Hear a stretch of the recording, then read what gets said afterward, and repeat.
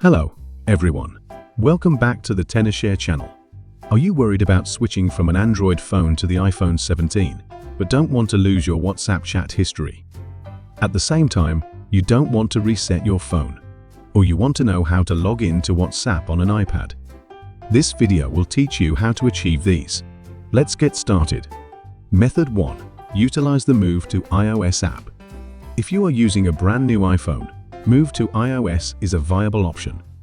Apple has developed this app specifically for users who wish to move from an Android device into the Apple ecosystem.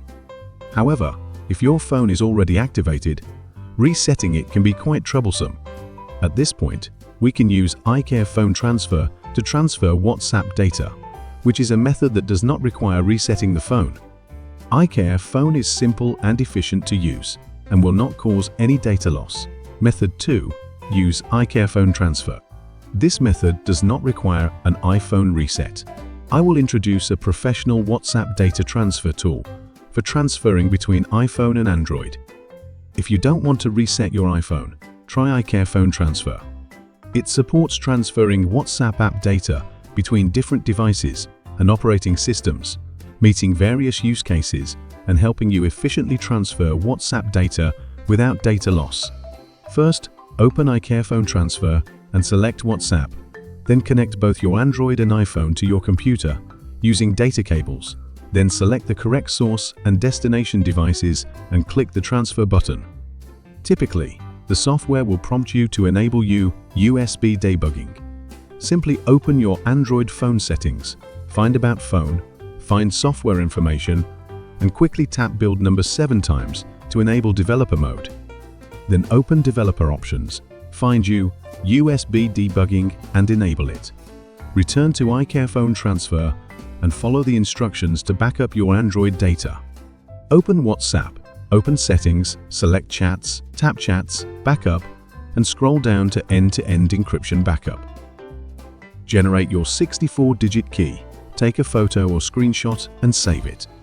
After saving, follow the instructions to complete the setup. After completing the setup, return to your computer and continue following the instructions. Enter your saved 64-digit key. Then select the data you want to transfer and tap Continue. Now you need to turn off Find My iPhone. On your iPhone, follow the prompts on your phone to turn off Find My iPhone. iCareFone will now proceed with the transfer. Your iPhone will restart and the transfer will be complete. Open WhatsApp on your iPhone. All your data has been transferred. Isn't that efficient and easy?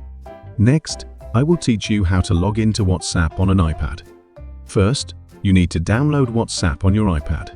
To install the official WhatsApp on your iPad, the process is quite straightforward.